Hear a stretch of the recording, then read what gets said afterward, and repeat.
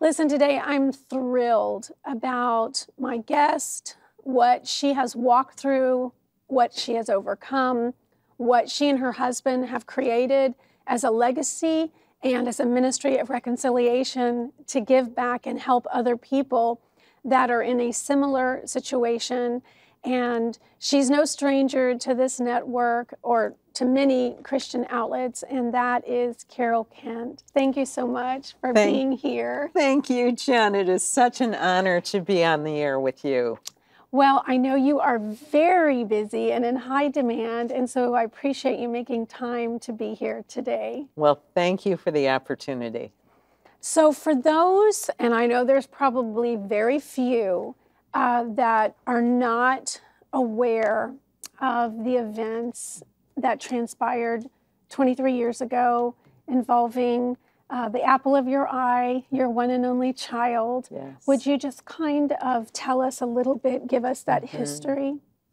Well, I got married to Gene Kent right after I graduated from college. We had no money, but lots of love. And probably a whole lot of viewers can identify with that. Yes. And we raised an only child who was really a joy to be around. He came to know Jesus early.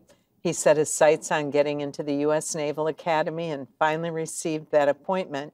And we were there in May of 1997 when on national television, all of those midshipmen tossed those hats in the air, and we celebrated our young son's accomplishments.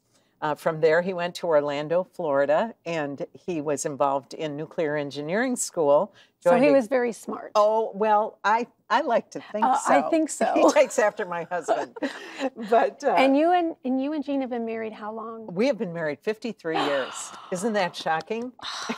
Yay! Yes, That's awesome. It is a miracle. Yes, that is special. I am very grateful for him. But Jason joined a Bible study in a large church in Orlando and fell madly in love. And April, his soon-to-be wife, had been previously married and had two little girls, 6-year-old Chelsea and 3-year-old Hannah. And we found out that they were marrying very quickly because Jason's orders had changed. And we asked them if they would wait and be married 3 weeks later in our then hometown of Port Huron, Michigan, and they agreed. So a week and a half later, these 3 beautiful women came into our lives, and it did not take me long to love April.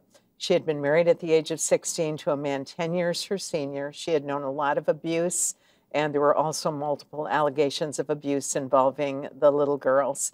And we had a beautiful wedding on a picture-perfect day.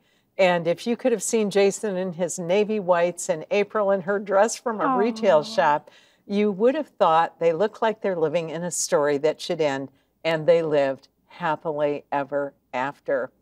But there were issues in that first year involving the biological father. He had only been given supervised visitation. He had been behaving very well, and it appeared a judge was going to give him unsupervised visitation. And Jason got his first orders outside of the continental USA, and he was going to Hawaii, and that would mean 6-week visits with the little girls alone with their father, and Jason did not trust him. And Jen, in retrospect, we began to see our son unravel mentally, emotionally, and spiritually as his fears for the girls increased. Yeah. I had been in ministry for several years as a Christian author and public speaker for retreats and conferences. We came home on a Sunday night from a ministry trip, fell asleep, and at 12:30 a.m., the phone rang. And I just remember looking at my husband and seeing this look of shock and horror come over his face. And he said, "Carol, Jason has just been arrested for the murder of his wife's first husband. He's in the jail in Orlando." Well, Jen, I had never been in shock before. I had nausea sweep over me. My legs wouldn't hold my weight. I literally crawled my way to my office. Still on the floor, I grabbed a phone, got a number for the Orlando jail, and when I finally got a hold of someone and asked about my boy, a voice on the other end of the line said, "Lady, we ain't got nobody by that name Jason Kent in here. Lady, your son ain't here." And Jen, I know we've all had that moment where we think we're in a dream. Yeah, maybe it didn't happen. Yes, this is a horrible nightmare. I will soon wake up and everything will be okay. But as hour followed hour, the facts of the case were confirmed. Our son had pulled a trigger in a public parking lot and a man had died. We went through 2.5 years and 7 postponements of Jason's trial, and he was eventually convicted with first-degree murder and life without the possibility of parole.